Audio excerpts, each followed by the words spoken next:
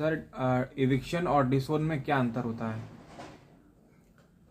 डिसोन का मतलब होता है अगर कोई जैसे पिता है अपने पुत्र से बहुत परेशान है या वो ऐसे कई आपराधिक कृत्य कर चुका है कि उसको पुलिस पिता को परेशान कर रही है उसकी वजह से, तो आदमी पब्लिकली एक इन्फॉर्म करता है कि ये जो लड़का हमारा है, पुत्र हमारा है, इससे हमारा कोई संबंध नहीं रह गया है और उसके द्वारा किए गए किसी कार्य के लिए मेरी जिम्मेदारी निरूपित नहीं की जाएगी। उसके लिए वो अखबार में गजट करा देता है और उसको बोलते हैं डिसोन करना, यानी कि इसको अब हमने त्याग दिया, इससे हमारा कोई मतलब नहीं। लेकिन जैसा ही कल के वीडियो में बताया गया था, डिसोन करने का अर्थ ये नहीं है कि संपत्ति से उसके अधिकार कहीं चले जाएंगे।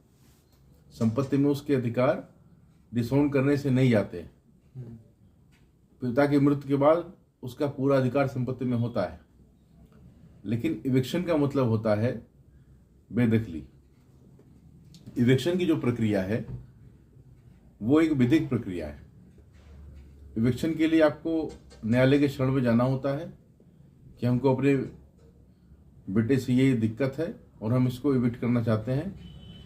उसको इविक्शन का प्रोसेस, जैसे आपकी अगर प्रॉपर्टी सेल्फ एक्वायर्ड है तो आपको पूरा राइट है कि आप किसी को भी उसको दे सकते हैं। बेटे को देना हो दीजिए या उसको उससे बेदखल कर दीजिए, लेकिन वो थ्रू प्रॉपर फोरम होगा, यानी आपको कोर्ट की शरण लेनी पड़ेगी।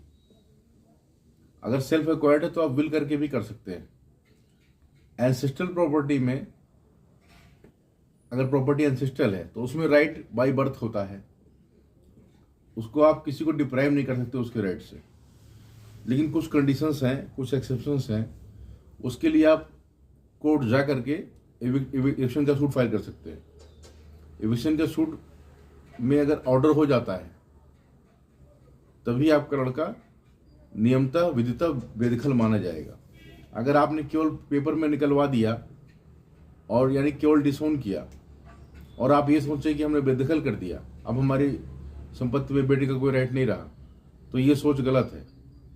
इविक्शन का प्रोसेस थ्रू कोर्ट होगा, आपको कोर्ट जाना पड़ेगा। बिना कोर्ट जाए आप बेदखल नहीं कर सकते हैं। इविक्शन का ऑर्डर होने के बाद ही प्रॉपर बेदखली मानी जाएगी।